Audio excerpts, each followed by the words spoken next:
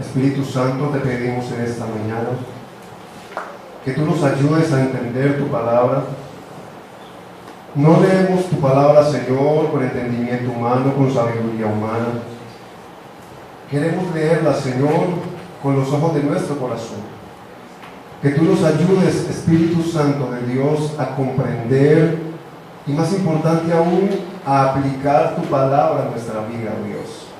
Sabemos de que somos inmerecedores de tu gracia. Sabemos, Señor, que por nuestras culpas tú has muerto en una cruz, Señor Jesús. Y te damos gracias porque en esta mañana, Señor, tú nos darás una voz de aliento, pero también una voz de advertencia, oh Dios, en donde no podamos descuidar nuestra salvación, que es el fin último de todo cristiano, Señor. No nos venimos a congregar a este lugar, a adorar a hombres, y a darle gloria a hombres, porque tu palabra nos enseña de que no a nosotros, Señor, sino a tu nombre sea dada toda la gloria. Bendigo este lugar, bendigo tu pueblo, Señor. Ayúdame en esta mañana a poder transmitir el mensaje, oh Dios, que tú has puesto en mi corazón, que sean tus palabras, que sea tu Espíritu Santo guiándome, Señor, a comprender tu voluntad y a llevar a tu pueblo, Señor, hacia tu palabra. En el nombre de Jesús, amén. Hermanos, Dios les bendiga. De antemano les digo, tengo gripa, entonces cualquier inconveniente no voluntario me excusan, amén. Pero aquí estamos para la gloria de Dios. Aquí estamos en pie de batalla. Ha sido difícil, no se imaginan, ya estoy muchísimo mejor. Durante la semana estuve bastante enfermo. La pastora Kate fue testigo cuando yo vine el viernes que parecía más muerto que vivo. Pero gloria a Dios, estamos acá. Yo los invito a que vayamos, mis amados hermanos, al libro de Lucas, y vamos a estar ubicándonos en el capítulo 13. Amén. Lucas, capítulo 13. Y más exactamente a la altura del verso 22.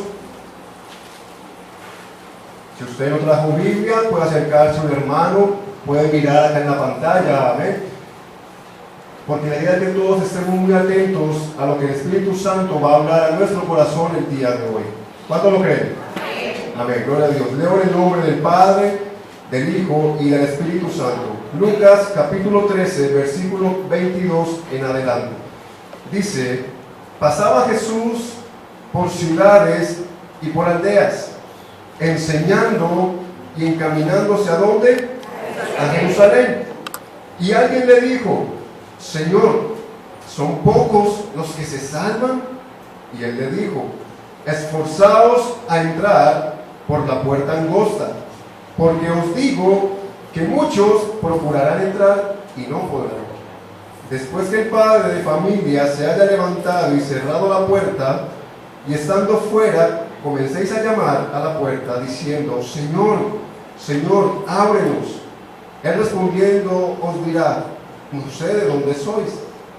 Entonces comenzaréis a decir: delante de ti hemos comido y bebido, y en nuestras plazas enseñaste.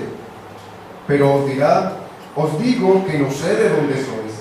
Apartaos de mí todos vosotros, hacedores de maldad. Allí será el llanto y el crujir de dientes, cuando veáis a Abraham, a Isaac, a Jacob y a todos los profetas en el reino de Dios, y vosotros estéis excluidos. Gloria a Dios. ¿Cuántos creen que la palabra de Dios tiene poder? No es la palabra del hombre. La gente siempre dice: cuidado con lo que dice, porque las palabras tienen poder. La única palabra que tiene poder es la palabra de Dios. Y es la única capaz de transformar vidas. Y eso es lo que yo quiero que en esta mañana usted permita que la palabra de Dios transforme su vida. Nos dice Lucas, aparte de ser un médico, era un gran historiador, y nos relata una historia en donde Jesús nos comenta, iba pasando por ciertas ciudades y por ciertas aldeas. Él iba en dirección hacia Jerusalén, pero cuando en ese trayecto que él iba hacia Jerusalén, él iba prácticamente a una fiesta llamada la fiesta de la dedicación, que era normalmente una fiesta anual judía, en donde todos los judíos se congregaban.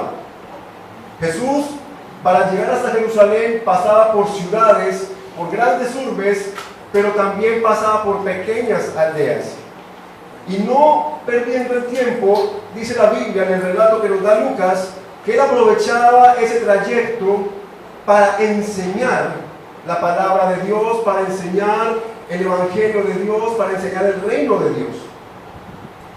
Eso era lo que hacía Jesús en cada lugar.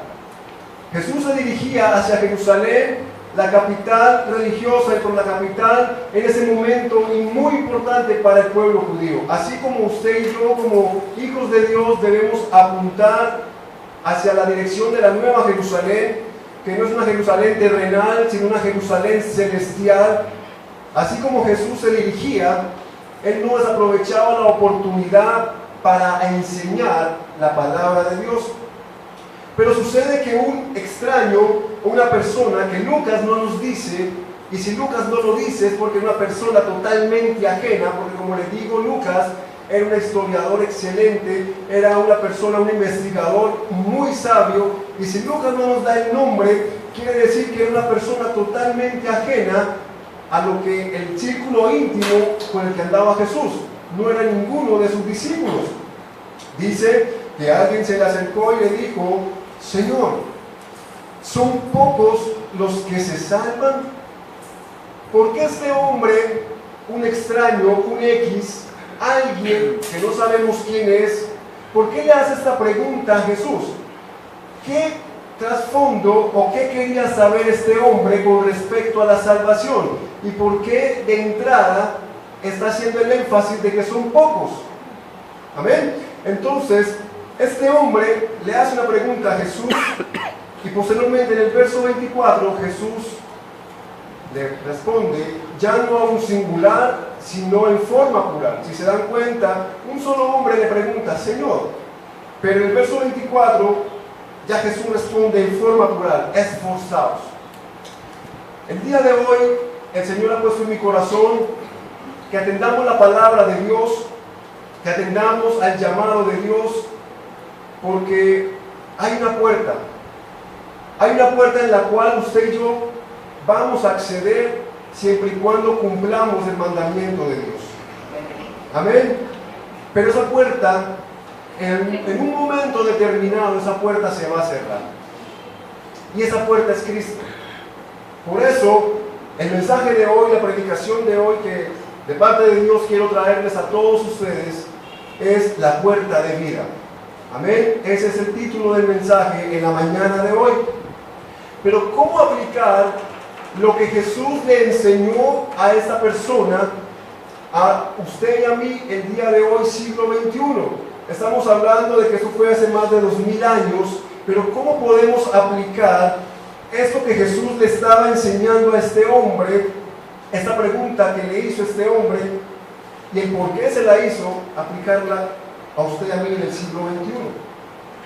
Cuando este hombre le pregunta: Señor, ¿son pocos los que han de ser salvos?, nos da a entrever que el mensaje de Jesús que estaba repartiendo en todo el trayecto tenía que ver con el juicio final y con la presencia ante el tribunal del Padre. Y lo vemos porque en el versículo 18 del mismo capítulo 13 vemos que se habla de la semilla de mostaza, luego el versículo 20 se habla de la parábola de la levadura y posteriormente caemos al verso 22. Allí Jesús les da a entrever, y este hombre entiende que el mensaje que estaba transmitiendo Jesús era de una manera u otra insignificante para muchos, porque de una pregunta: entonces van a ser pocos los que van a ser salvos.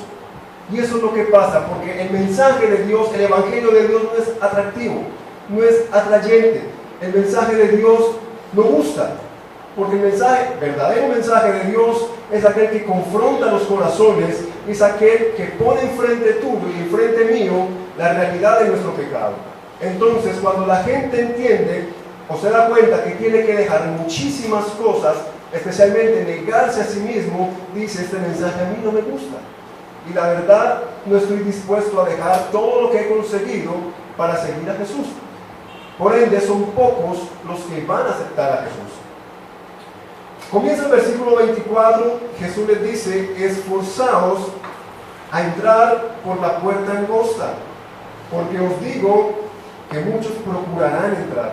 Aquí Jesús está exhortando no únicamente a este hombre, no únicamente a aquellas personas que estaban allí, es un mensaje a nivel general en donde está relacionando lo que va a pasar cuando usted y yo negamos a Jesús, cuando usted y yo decidimos vivir una vida sin Cristo y al final del tiempo la puerta se va a cerrar. Ese versículo 24 encierra todo lo que el pasaje posteriormente nos enseña. Él nos dice que el padre de familia va a cerrar la puerta, que no va a haber oportunidad, y nos está exhortando, nos está advirtiendo, pero también nos está aconsejando de que busquemos el reino de Dios, de que usted y yo dejemos de pensar por un momento en nosotros mismos, que usted y yo dejemos de preocuparnos tanto por nuestras necesidades terrenales y comencemos a buscar aquellas cosas que dice la Biblia, ni la polilla ni el orín podrán corromper, y es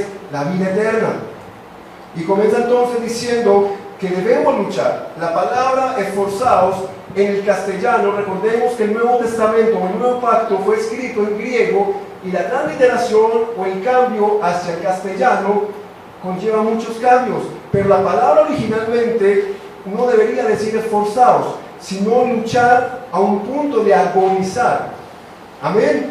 Y aquí nos pone el pasaje no en un escenario de campo de batalla, sino que nos pone en la escena de un cuadrilátero de boxeo, de un cuadrilátero de lucha, en donde debemos, valga la redundancia, luchar. Pero ¿ante qué debemos luchar? Básicamente el cristiano tiene tres enemigos con los cuales usted y yo debemos luchar si realmente hemos nacido de nuevo. Uno es Satanás, que es el padre de la mentira, es malo desde el principio. Pero también un segundo enemigo con el cual usted y yo debemos luchar todos los días de nuestra vida hasta que Cristo venga o muramos y llevamos a la presencia de Dios, es nuestra carne. Amén. Y eso es uno de los enemigos más difíciles de vencer. Pero también hay un tercer enemigo que la Biblia nos relaciona y es el mundo. Entonces tenemos que luchar contra tres enemigos que son muy fuertes y que si usted y yo no tenemos a Cristo en el corazón, nos van a derrotar muy fácilmente. Uno es Satanás, que viene a robar, a matar y a destruir. El otro es nuestra carne, porque usted y yo, desde que Adán y Eva pecaron, usted y yo venimos heredando una naturaleza pecaminosa, tendiente a hacer lo malo, porque usted y yo, dice la Biblia, no queremos leer la Biblia. Usted y yo no queremos orar. Usted y yo preferimos ver el partido de Colombia en vez de orar porque mi matrimonio se restaure. Usted y yo preferimos celebrar que el Junior haya ganado en vez de orar que mi madre se sane de la enfermedad. Entonces, los tres grandes enemigos que tenemos usted y yo como cristianos son Satanás, nuestra carne, que siempre va a querer o a tender a hacer lo malo, y el mundo. El mundo entendiéndolo no como el planeta Tierra, no como la parte física en la cual usted y yo pisamos, sino como el sistema que gobierna actualmente. Vemos en las noticias cómo hay caos a nivel mundial, vemos en las noticias cómo hay pandemias a nivel mundial, cómo cualquier situación económica fluctúa y eso tiene un efecto dominó sobre el resto del planeta. Si el dólar sube, hay un problema. Si el dólar baja, hay un problema. Si el petróleo sube, hay un problema y si baja también. Entonces, todo ese sistema, que es precisamente gobernado por Satanás, siempre va a querer que usted y yo nos amoldemos y hagamos parte de esa corriente. Pero Jesús le está diciendo, o nos está diciendo a nivel universal, esforzaos a entrar por la puerta angosta. Angosta no es como muchos han entendido, e incluso yo personalmente hace mucho tiempo creí que era así. No es una puerta pequeña, es una puerta angosta. Para usted y yo poder entrar por esa puerta angosta, debemos reducir nuestro peso. Y dice la Biblia que despojados de todo peso de pecado que hemos llevado para poder entrar. Amén. Dice la Biblia que usted y yo debemos luchar de tal manera que agonicemos, que luchemos y queremos hasta el último esfuerzo que podamos dar en pro de que podamos entrar por aquella puerta. Porque por aquella puerta tú no puedes entrar si no te has negado a ti mismo. Si yo no me he negado a mí mismo a no hacer ya mi voluntad, sino hacer la voluntad de mi Padre, la voluntad de Dios. Yo no puedo entrar por una puerta angosta si sigo cargando el pecado que me ha dominado y me ha esclavizado por toda la vida. Debo primero entregarle ese pecado a Cristo para poder entrar. Amén. Pero también debemos luchar y reconocer que Cristo es la puerta. Dice Juan, vayamos al libro de Juan, capítulo 10.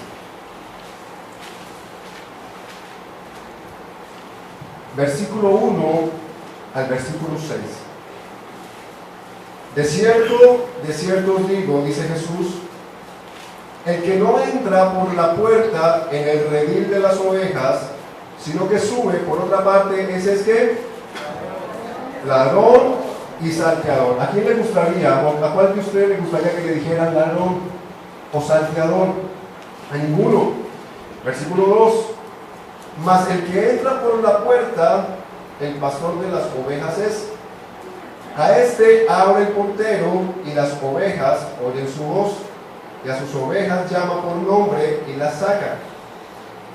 Y cuando las ha sacado fuera todas las propias, va delante de ellas, y las ovejas le siguen, porque ¿qué? Conocen su voz. Verso 5.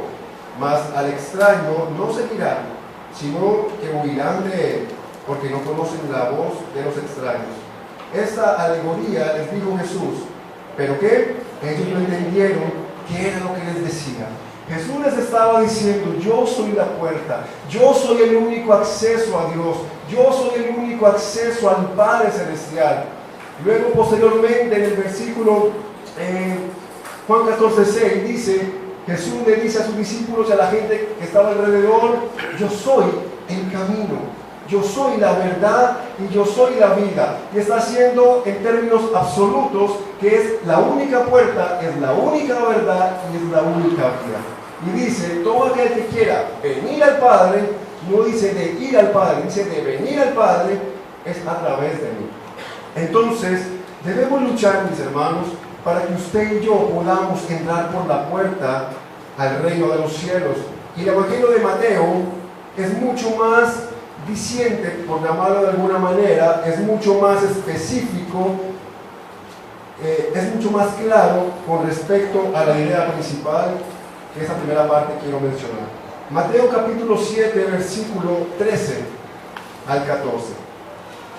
Dice, entrad por la puerta estrecha, porque ancha es la puerta y espacioso el camino que lleva a la perdición, y muchos son los que entran por ella, porque estrecha es la puerta y angosto el camino que lleva a la vida, y pocos que son los que la hallan. Cuando usted y yo hallamos algo, es porque primeramente lo hemos estado buscando. Eso no aparece espontáneamente de la nada. Dios nos exhorta a través de la palabra a buscarlo a Él, porque es muy fácil andar por el camino ancho, espacioso, el cómodo, en donde no es necesario la disciplina, donde no es necesario negarnos a nosotros mismos, donde no es necesario yo dejar de hacer ciertas cosas que vengo haciendo y que me gustan, pero que sé que están malas. Prefiero andar por el camino ancho. Pero entonces nos dice, vamos nuevamente a Lucas, el motivo por el cual debemos luchar. Versículo 24, parte B. Dice Jesús acá, porque os digo que muchos procurarán entrar y no podrán. Mire cómo se cambia la escena, en donde al principio eran pocos los que van a entrar. Al principio son pocos los que van a entrar por la puerta llamada Cristo. Pero cuando ya la gente comprenda que la situación era real, cuando ya la gente aprenda o se dé cuenta que la vida eterna no es una historia, que la vida eterna es más importante que un trabajo, que la vida eterna es más importante que aún la misma familia, dice aquí la palabra de Dios que ahora son muchos los que van a querer entrar. Mira cómo se cambia la hoja de pasar de pocos a ser muchos, los que van a procurar, los que van a querer entrar, los que van a decir, Señor, ¿te acuerdas que yo iba a la iglesia? Y ahora van a ser tantas personas que van a decir, Señor, ¿te acuerdas que yo ministraba en la alabanza? Señor, ¿te acuerdas que yo predicaba y yo era un buen evangelista y mucha gente se convirtió por mensajes que tú me dabas? ¿Y qué dice la Biblia? No podrán. Ya la adoración a Dios no servirá de nada. Ya tú decir, Señor, yo te amo, así como cantábamos al principio, Cristo, yo te amo, ya no te va a servir de nada. No te desgastes porque ya no va a servir. Tuviste tu oportunidad y no la aprovechaste. La puerta se cerrará. Muchos intentarán entrar. Muchos van a querer entrar. Muchos van a decir, ahora sí quiero, Señor, ahora sí quiero recibir el mensaje, ahora sí estoy dispuesto a escucharlo. Y esto que nos relata Lucas tiene un matiz similar a lo que ocurrió en los tiempos de Noé, cuando Dios mandó a construir el arca. Vayamos por un momento al libro de Génesis, capítulo 7. Póngale una cinta, por favor, ahí el libro de Lucas, que es el pasaje principal que vamos a manejar en esta mañana. Lucas, capítulo 7, y vamos a estar en el versículo 15. Perdón, Génesis capítulo 7, versículo 15. A ver, dice, vinieron pues con Noé al arca, de dos en dos de toda carne, en que había espíritu de vida. Y los que vinieron, macho y hembra de toda carne vinieron, como le había mandado Dios. Y Jehová que cerró la puerta. Y fue el diluvio 40 días, y las aguas, ¿qué pasó? Crecieron y alzaron el arca y se elevó sobre la tierra. Versículo 18. Y subieron las aguas y crecieron en gran manera sobre la tierra, y flotaba el arca sobre la superficie de las aguas. Y las aguas subieron mucho sobre la tierra, y todos los montes altos que había debajo de todos los cielos fueron cubiertos. 15 codos más altos subieron las aguas después que fueron cubiertos los montes. Y murió toda carne que se mueve sobre la tierra, así de aves como de ganado y de bestias, y de todo reptil que se arrastra sobre la tierra, y todo hombre. Verso 22.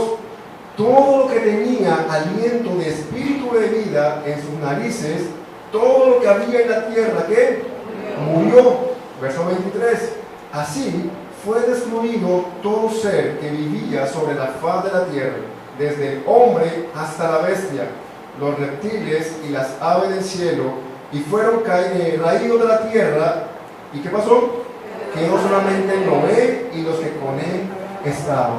¿Quieres saber cuánta gente, personas, seres humanos habían en el arca? 8 personas. 8 personas, en una civilización donde había más de 200,000 personas. ¿Cuántas personas hay en el mundo hoy en día? ¿Cuántos seres humanos hay oficialmente hoy en el mundo? No es un dato preciso, porque cada segundo nace y cada segundo muere una persona. Pero se habla de más de 344,000, de 320,000 millones de personas. ¿Y qué pasa si nada más 8 se salvan? Es un porcentaje milésimamente pequeño.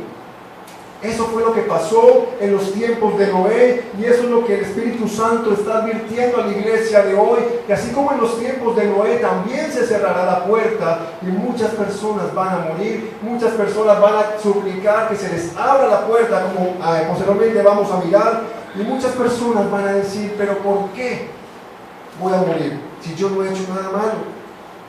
Después de cerrar la puerta, muchos van a querer adorar a Dios. Muchos van a querer ahora sí venir a la iglesia. Muchos van a inclusive querer entregarle su vida a Dios. Muchos van a decir o a estar diciendo, ay, yo que era pastor, ay, yo que era ministro. Y se van a comenzar a lamentar. Por eso, mis hermanos, es necesario también lo que nos dice la palabra, de no menospreciar el Evangelio de Dios. No podemos menospreciar el Evangelio de Dios. Y Lucas nos relata la parábola precisamente de la semilla de mostaza en el versículo 18 del capítulo 13. Dice el Evangelio, y dijo, versículo 18, aquí está hablando Jesús, lo que viene a continuación. ¿A qué es semejante el reino de Dios y con qué lo puedo comparar? Aquí está diciéndole Jesús, bueno, ¿ustedes quieren saber qué es el reino de Dios o cómo es el reino de Dios? Bueno, vamos a compararlo con algo físico, vamos a compararlo con algo tangible, algo que ustedes conocen, algo que pueden tocar con sus manos. Y dice, es semejante al grano de mostaza que un hombre tomó y sembró en su huerto. Los que han tenido la oportunidad de conocer el grano de mostaza se han dado cuenta que es una semilla mínima. Es la cosa más pequeña que usted se puede imaginar. Es una cosa tan, al parecer, insignificante que usted dice, y esto crece, y esto se come. Pero dice la Biblia, y creció y se hizo árbol grande. Se estipula que en cada estación climática, el árbol o esta hortaliza va creciendo cerca de 5 metros por estación. Imagínense a través de los años cuánto puede llegar a crecer un árbol de una semilla de mostaza. Y es porque mucha gente piensa que el Evangelio es algo que debe ser grande, que debe ser llamativo y que debe perfeccionarse de manera rápida, que debe atraer a las masas a través de mover las emociones. Pero Jesús les dice a través de la parábola, el Evangelio comienza con algo pequeño. También dice la Biblia que cuando somos fieles en lo poco, en lo mucho nos va a poner el Señor. Y mucha gente menosprecia el Evangelio porque creen que es algo insignificante, algo sin sentido, algo innecesario, que yo para qué me voy a volver cristiano si yo estoy bien como estoy. Pero lo que no saben o no creen es que esa pequeña semilla va a germinar y va a crecer de tal manera que va a producir ramas en donde aniden aves, donde dé sombra y sea de bendición para otros. Amén. Entonces, no menospreciemos el Evangelio, porque no de pronto no sea lo que usted piense. Usted ha tenido de pronto en su cabeza la concepción de que el Evangelio es riqueza, de que el Evangelio es carencia de sufrimiento. De pronto se le han enseñado que el Evangelio es prosperidad económica, o de pronto que usted no se puede enfermar porque si está enfermo es porque está en pecado. Todo eso no es el Evangelio. Todo eso no es el Evangelio. El Evangelio es mucho más. Lástima porque yo pensaba traer un video en donde quería mostrar lo que pasa con la realidad del Evangelio en muchas partes del mundo. Es un video que dura aproximadamente 10 minutos en donde se muestran las herejías que la Iglesia de Dios está haciendo a nivel mundial. Habían algunas que parecen salidas de otro mundo. Había una que era la unción o la transmisión de la unción de los pies. Se sentaban sin zapatos y cada uno pegaba los pies con el pastor y se transmitía la unción. Había otra que era la unción de la miel y la mostaza. Y llegaba el pastor y llamaba a la congregación y con 2 potes de uno de mostaza y uno de leche y uno de miel, le ungía y le llenaba las manos y decía, recibe la bendición de la leche y la miel, porque la Biblia dice que no te faltará ni la leche ni la miel. Y la gente así con las manos repletas, y la gente salía contenta. También había otro que era que la unción del zapato. Y usted se va a reír, pero la gente que estaba allá estaba contenta, estaba totalmente convencida de que eso era palabra de Dios. Este personaje llamado pastor puso a una persona en el suelo y le puso el zapato encima y le dijo, sé sana porque el zapato está ungido. Cuando él cogió el zapato, dijo, ¿y cuántos quieren recibir el zapato de la unción? Y la gente gritaba, y la gente se alborotaba y revoloteaba por todo el lugar. Y cuando él tiró el zapato, hágase o imagínese cuando la novia tira el ramo, eso llegó a tirar el zapato y eso se amontonaba. Hermano, esto produce risa, pero estamos hablando de lo que está pasando en la iglesia de Dios hoy. Está pasando, da risa. Personajes, pastores vestidos de Batman en el púlpito, brincando como Batman, homosexuales danzando en templos cristianos. Incluso en Estados Unidos, un pastor americano decía que la bendición económica debe ser tal que la debemos llamar, y estamos hablando de una congregación que según vi en el video, eran más de miles de personas, y él decía, pues lo decía en inglés, pero en español decía, llamemos al dinero y digamos, yo cometo muchos pecados, Amén. Pero dice la Biblia que todos somos pecadores. Lo que no debemos ser es practicantes del pecado. Entonces, buscar la iglesia perfecta, pues no la vas a encontrar, porque todos somos seres humanos. Pero sí hay doctrinas en donde usted debe salir despavorido. Y en esta congregación hemos procurado eso, que la palabra que se enseñe es una palabra conforme a la verdad, no una verdad acomodada, no una verdad amañada, me perdono la palabra, sino la verdad tal cual es, cruda y sin censura. Que si te gusta, amén, gloria a Dios. Si no te gusta, no puedo hacer nada. Quema la Biblia, escúpela, písala, lo que quieras, pero lo que está acá. Amén. Entonces, mucha gente desconfía del mensaje del Evangelio. Mucha gente dice, ¿yo qué beneficio puedo tener? Y como no reciben lo que pensaban recibir, entonces se alejan de Dios. ¿Y cuál es el resultado precisamente de esto? Verso 25 del capítulo 13 de Lucas. Aquí ya Jesús en la parábola comienza a especificar lo que va a pasar luego de que el juicio de Dios se ejecute. Y para poderlo comprender mejor, yo dividí esta parte del versículo 25 al versículo 28, perdón, del versículo 25 al versículo 28, yo lo dividí en 3 estados. Un primer estado, que se encuentra en el verso 25, es un estado de conmoción. Vamos a leerlo porque dice, estamos del 24 para poder entender la entrada del 25.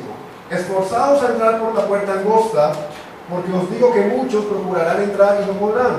Después que el padre de familia se haya levantado y cerrado la puerta, y estando fuera, empecéis a llamar a la puerta, diciendo, Señor, Señor, ábrenos. Él respondiendo os dirá, no sé de dónde eres. Hay un primer estado de conmoción como que, ¿qué pasó acá? Señor, Señor, ábrenos. El Señor les dirá, no sé quiénes son. En el lejano oriente era una regla social obligatoria, o no tanto obligatoria, era una regla social mejor, que si yo conocía a la persona, si yo sabía de dónde era, si yo sabía específicamente quién era la persona, yo le decía un título. Yo decía, ok, te conozco. Por eso ellos le decían Señor a él. Pero como nunca pertenecieron al pueblo de Dios, yo les digo, ¿quiénes son ustedes? ¿Ustedes de dónde aparecieron? Señor, pero si fuimos a la iglesia. Señor, siempre estuvimos ahí. Él va a decir, qué pena, pero es que no los conozco. Imagínense por un momento si un extraño llega a su casa tocando la puerta, no de una manera educada, sino desesperada. Hermana, ¿cómo está? Hermana, me deja entrar. Necesito hablar con usted. Es urgente. Y si usted no lo conoce o no la conoce, ¿usted qué dice? Qué pena, pero no te conozco. Qué pena con usted, pero si yo soy amigo de su hijo, soy amigo de su hija, yo trabajo con su esposo, no, pero qué pena, yo no la conozco. Sinceramente, ¿usted lo deja entrar? ¿Cierto que no? Y si viene a la 1 de la mañana, peor. Entonces, eso mismo va a pasar como aquellas personas que creyeron estar en Cristo, que vivieron una doble vida y pensaron que todo iba a ser color de rosa. Y dijeron, Señor, te adoramos. Señor, eres nuestro Rey de Reyes y Señor de Señores. Ahora sí van a adorar. La palabra Señor en el original significa Kurios o Kyrios, que es el amo y Señor de todos. Señor, ahora sí reconozco que tú dominas todo. Padre bendito, grande eres tú. Y ahora dice a comenzar a decir palabras hermosas delante de la presencia de Dios. Ya de nada sirve eso, para nada va a servir, porque esa adoración se la va a llevar en medio, ya esa adoración de nada va a servir. Pero además se considerarán con el derecho de entrar. Señor, ábrenos. Hey, ¿qué te pasa, Señor? Ábreme, estoy acá afuera, ábreme por favor. Qué pena, no te conozco. ¿Quién eres? No sé quién eres. El libro de Hebreos nos menciona el caso de un personaje bíblico. Muchas gracias. Vamos al libro de Hebreos por un momento. Vamos a ir al capítulo 12. Hebreos capítulo 12. Y vamos a leer primero el versículo 17 y posteriormente leemos el versículo 16. Ya aquí vamos de atrás hacia adelante. A ver. Dice el versículo 17 de Hebreos 12. porque ya sabéis que aún después, deseando heredar la bendición, fue desechado y no hubo oportunidad ¿para qué? Para el arrepentimiento. ¿Aunque qué? Aunque lo procuró con lágrimas. Eso va a pasar. Y la iglesia debe estar atenta a eso. Pero ¿a qué se refiere el escritor de Hebreos al mencionar esto? Versículo 16. No sea que haya algún fornicario o profano, ¿como quién? Como Esaú. ¿Qué pasó? Que por una sola comida vendió su primogenitura. Todos conocemos la historia, si no la conocen se la voy a resumir muy brevemente. Saúl tenía un hermano llamado Jacob, eran gemelos, aunque uno era mayor al otro por cuestión de minutos. Este hombre llamado Saúl era un cazador, era un hombre que le gustaba el trabajo fuerte, y en uno de esos momentos llegó con hambre. Y este hermano llamado Jacob hizo un guiso. Imagínense el sancocho más rico que usted se pueda comer, o la bandeja paisa más buena que usted se pueda imaginar, o la mojarra más hermosa y más rica, así con patacón, arroz de coco, una limonada así helada. Imagínense la mejor escena. Jacob la había preparado. O el chicharrón allá de los amigos de la 38, así bien sabroso. Y llegó cansado Esaú y no encontró nada que comer. Miró las ollas y no encontró nada. Como Jacob quería ser el bendecido, Jacob quería precisamente heredar la bendición, le dijo: dale oportunidad, voy a hacer una mojarra bien sabrosa, una comida bien sabrosa a este señor. Cuando llegó, Esaú olió la comida, dijo: uy, que huele tan rico, hermano, regálame eso. No, señor, tiene un precio. No, pero ¿cuál es el precio? Dame tu primogenitura, dame el valor de la herencia que mi padre te va a dar a ti. Bueno, está bien, tómala, que tengo estilo. Y se la comió. Eso marcó una maldición para Saúl y para su descendencia, que hasta el día de hoy se lleva a cabo. Y ahí vienen las guerras entre los musulmanes y los judíos. ¿Por qué? Porque aunque son hermanos, luchan. Y el uno no reconoce al otro. Y siempre el pueblo musulmán va a querer estar siempre encima del pueblo judío. Entonces, el libro de Hebreos nos dice y nos habla de un contexto moderno y nos lleva posteriormente al ejemplo que pasó con Esaú y nos dice: no sea que haya algún fornicario, no sea que aquí en la iglesia haya algún fornicario o profano como Esaú. No sea que tú crees que tu salvación está culminada, que tú la tienes garantizada, que yo la tengo garantizada, y resulta que tu pecado no ha sido expuesto delante de la cruz de Cristo y tu corazón no ha sido lavado con la sangre del Señor. No sea que cuando tú llegues ante el trono de Dios, el Señor proyecte como con un videobeam, proyecte toda tu vida y tú digas: no pensé que iban a permitir eso, y sientas vergüenza. Los pensamientos más profundos de tu corazón van a ser expuestos allí. Entonces, muchos van a decir en su propia opinión: pero si yo estoy bien, yo voy a la iglesia, yo no he matado a nadie, yo doy el diezmo, yo participo en la canasta de amor, yo vengo, si un hermano me pide plata prestada, yo se la doy y no le cobro, yo le colaboro a la gente lo que más pueda. Pero ¿qué dice Proverbios versículo 21? Vamos hasta allá, por favor. Proverbios capítulo 21.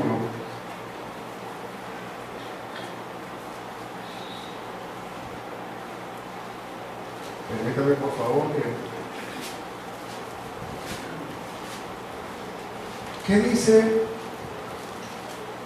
el pasaje a continuación? Dice, versículo 2: todo camino del hombre que es recto, pero ¿cómo? En su propia opinión. ¿Pero qué dice? Pero Jehová pesa los corazones. Tú dices: yo soy bueno según tú, pero eres bueno según el criterio de evaluación del Señor. Y eso sucede, por lo general, y voy a poner un ejemplo muy práctico que sucede cuando uno está en la universidad haciendo un examen. Profe, pero ¿por qué saqué 2?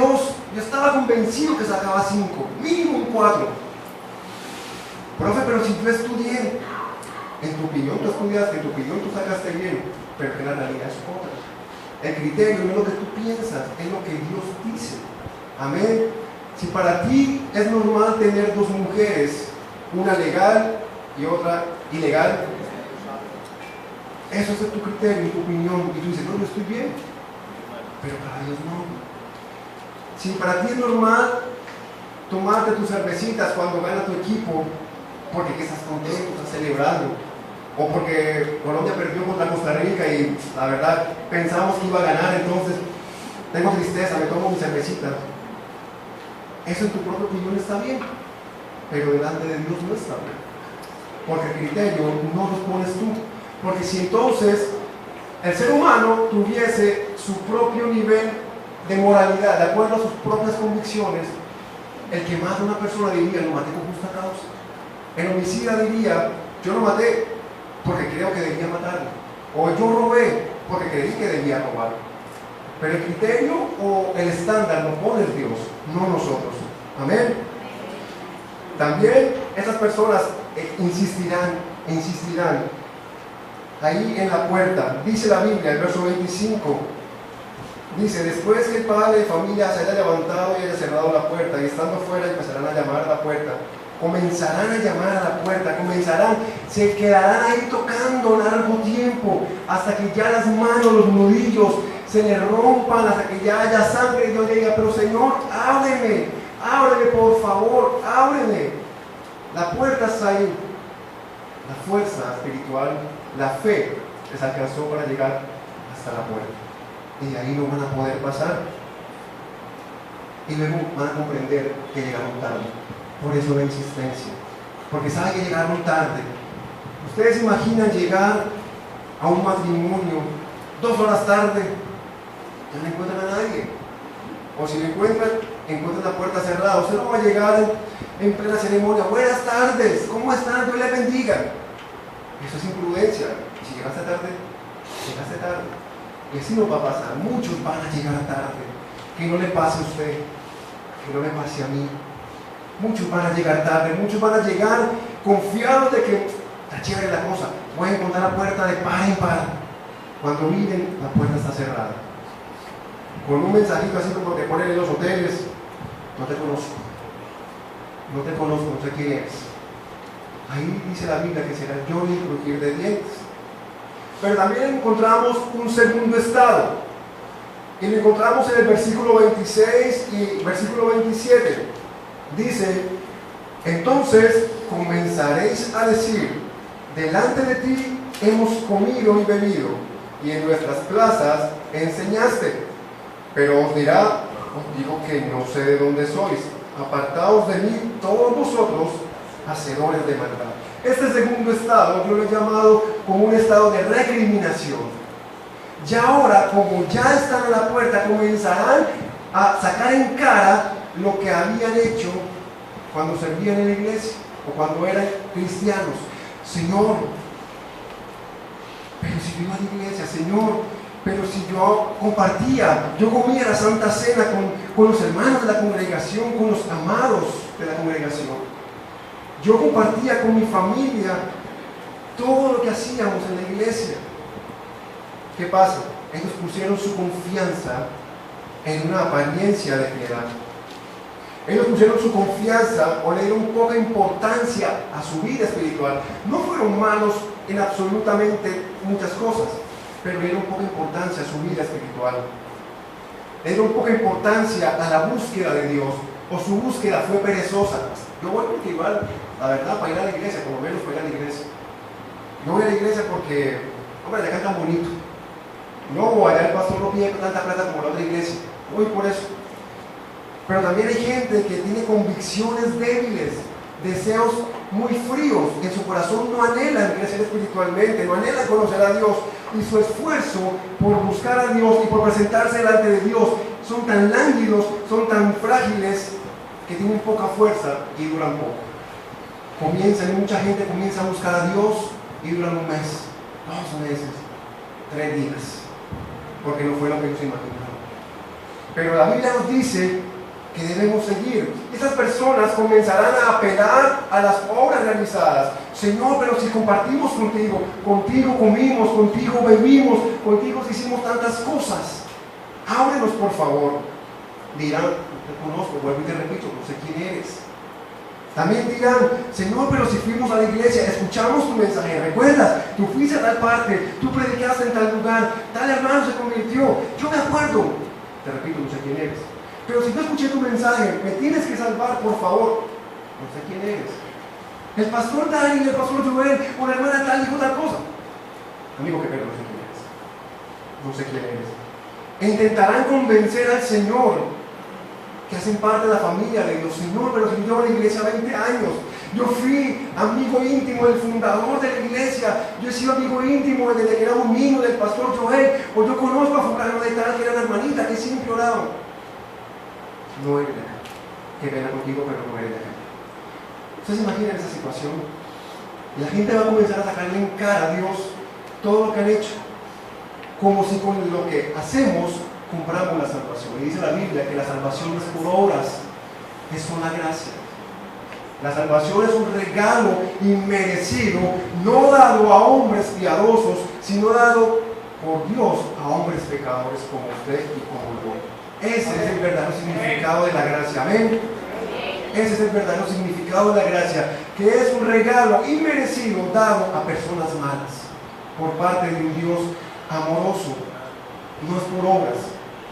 No es porque usted ore mucho, no es porque usted venga mucho a la iglesia, no es porque usted diezme muchísimo dinero, no es porque usted dé bastante comida en la canasta de amor, no es porque usted se vista como cristiano, no es porque usted escuche música cristiana, no es porque usted ministre en alabanza o predique o coordine, no.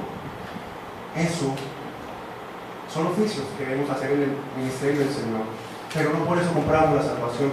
Y esas personas creían que por ser parte de la familia de Dios, automáticamente tenían que entrar por aquella puerta y disfrutar de la salvación, pero no era así.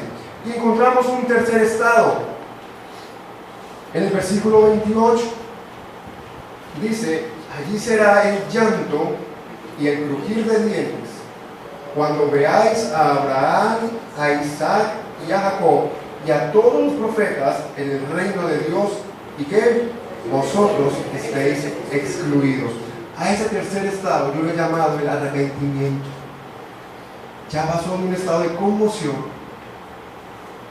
pasando luego por un estado de recriminación, y ahora ya ha comprendido la situación y está en un estado de arrepentimiento. Al ver que lo que se predicó era verdad, que lo que se predicó en vida, cuando Cristo aún no había venido por su iglesia, cuando usted estaba vivo, era cierto. Cuando mucha gente va a entender que todo lo que se predicó en el púlpito, todos esos mensajes que llamaban al arrepentimiento eran ciertos, todo lo que se decía de Cristo era verdad, ahí sí van a caer en cuenta de que todo era cierto. Van a ver aquellas personas que amaban. Aquí el Señor está hablando al pueblo judío. El pueblo judío creía que todo Israel sería salvo y que únicamente la nación de Israel sería salva. Ellos decían, la salvación es únicamente de los judíos, los demás van a mirar cosas, pero la salvación únicamente es de los judíos. Y ellos tenían a Abraham, y por eso hace la referencia, tenían a Abraham, a Isaac y a Jacob, que son los patriarcas del Antiguo Testamento, como las autoridades y como el modelo a seguir. Pero también el modelo de los profetas. Ellos decían, pero Señor, yo soy parte de la familia de Abraham, yo soy judío. Te vas a quedar afuera si aceptaste a Cristo en tu corazón. Entonces van a ver la fiesta del Cordero y van a ver personas, y ya trayéndolo a la actualidad, muchas personas van a ver a sus esposas o a su esposo ahí compartiendo en la cena del Señor, o a sus hijos, y usted ahí sin poder entrar. Usted va a ver a su familia, a su papá o a su mamá, o a sus hijos, o a su mejor amigo, o aún inclusive al que usted consideraba su enemigo, lo va a ver allá en la cena del Cordero. Y usted va a decir, qué lástima. Yo quería estar allá. Cuando se dio cuenta de que pudo estar allí por su propia culpa, quedó excluido. La culpa de que la salvación no la alcancemos no es de Dios, es de nosotros mismos. No le echemos la culpa a Dios, la culpa es de nosotros mismos. Y Pablo, en 1 Corintios, capítulo 6, nos dice lo siguiente. Capítulo 6, versículo 9. 1 Corintios, capítulo 6, versículo 9. Está haciendo una pregunta, pero esa pregunta es una respuesta. Dice: ¿no sabéis que los injustos no que heredarán el reino de Dios? ¿Acaso no saben ustedes que el ser infiel a tu esposa te excluye del reino de Dios? ¿Acaso no sabes que el no aceptar a Cristo y el no nacer de nuevo te excluye del reino de Dios? Y acá posteriormente nos dice lo siguiente: no erréis, es decir, no te equivoques, cuidado. Dice: ni los fornicarios, ni qué, ni los idólatras, ni los adúlteros, ni los que afeminados. Oh Dios, entonces el Señor me ama tanto que me acepta como soy. Cambia, hermano. Ay, Señor, yo hago parte de la comunidad LG, no sé qué, porque Dios es un Dios tan amoroso que Él abre las puertas y las manos y Él me recibe tal y como soy. Él te recibe si tú te arrepientes. Si tú reconoces tu pecado y te dejas transformar por el Señor, Él te recibe y te transforma. Pero aquí la Biblia es clara, dice: no va a recibir a los afeminados. Y va a ser aún mucho más drástico, y lo que viene a continuación es mucho más grotesco en cuestión de palabra. Dice además: ni los que se echan con varones. Amén. La relación íntima, Dios la creó. El sexo no es pecado, porque Dios lo creó para el matrimonio entre hombre y mujer. Amén. No entre dos hombres, no entre dos mujeres. Entonces, el diablo ha querido corromper y desviar la atención, intentando santificar el pecado. Y en muchas iglesias ha ocurrido eso. Pastores homosexuales ministrando la palabra de Dios. Ministros de alabanza, hombres siendo parejas, siendo novios. La pareja en el sentido de relación amorosa. Muchos pastores tienen su esposa, pero tienen amoríos con hombres por fuera de la iglesia. Eso pasa, mis hermanos. Eso pasa. Eso no está únicamente en Estados Unidos. Aquí en Colombia pasa. Eso no está únicamente en los países desarrollados. Aquí en Barranquilla pasa. Y en los lugares que usted dice: allá también. ¿Por qué? Porque está escrito.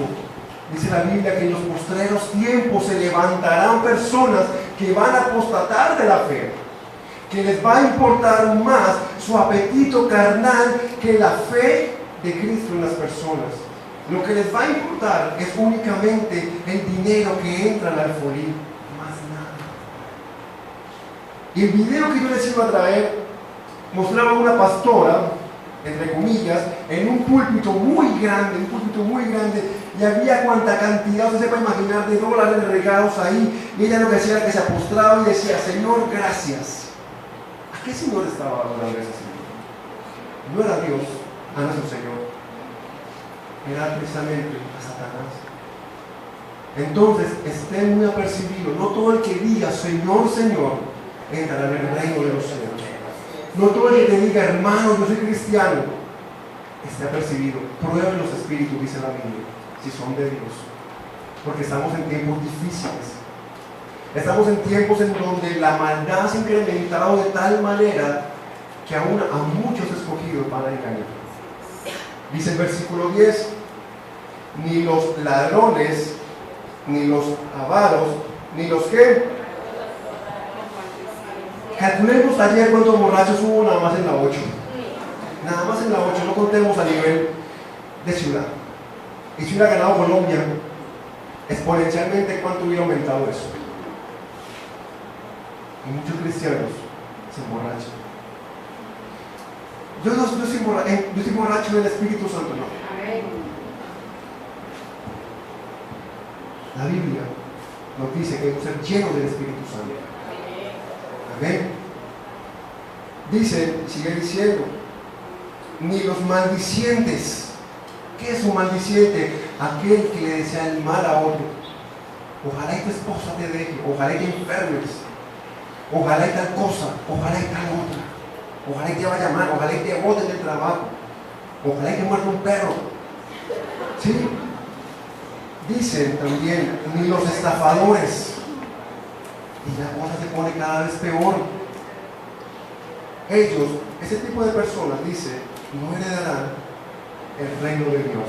Y el verso 11 dice, y esto erais algunos de vosotros. Amén. ¿De dónde nos sacó el Señor?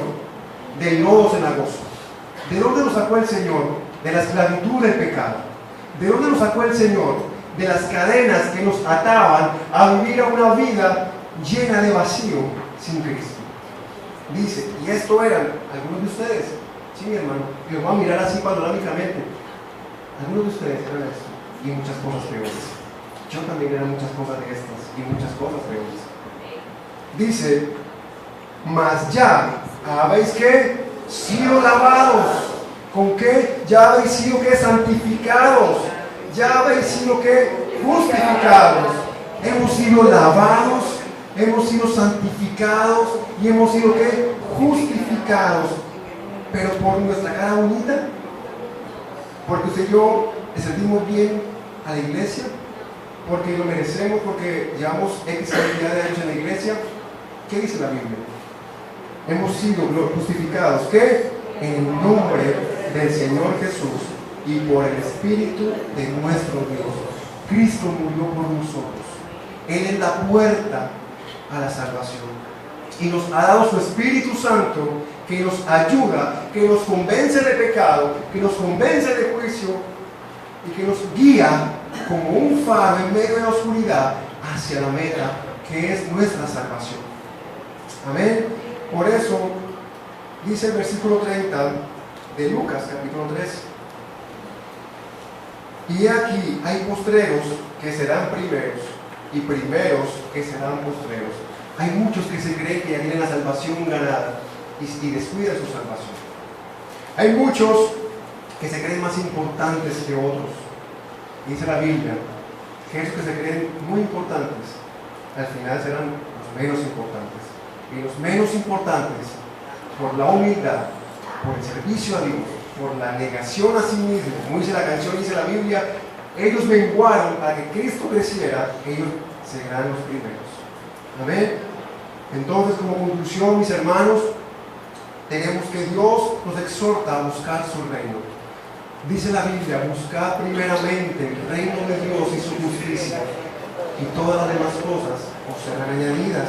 Pero para esto debemos luchar cada día por nuestra santidad. Queremos estar convencidos en cada momento que la puerta se va a cerrar. Esa puerta va a pasar de ser una puerta estrecha a ser una puerta cerrada. Y que también el Evangelio, aunque parezca insignificante para muchos, crecerá como un árbol que dará provisión a muchas personas. Y que el resultado de nuestra mala profesión será un estado de conmoción, un estado de recriminación y un estado de arrepentimiento o remordimiento. Amén. Yo los invito a que se pongan sobre sus pies. Gloria a tu nombre, Jesús. Antes de que oremos, yo le pedí el favor a mi hermano Marlon que me buscara una canción. Es una canción muy vieja, muy vieja. Pero es una canción basada en Apocalipsis 15:3. Es una canción en donde se exalta la majestad del Cordero. Es una canción que, aunque está en el Nuevo Testamento, es un cántico que está en Apocalipsis, que es del Nuevo Testamento, es un cántico de Moisés al Cordero de Dios. Yo invito por un momento que incline su cabeza y en reverencia vamos a prestar oído a esta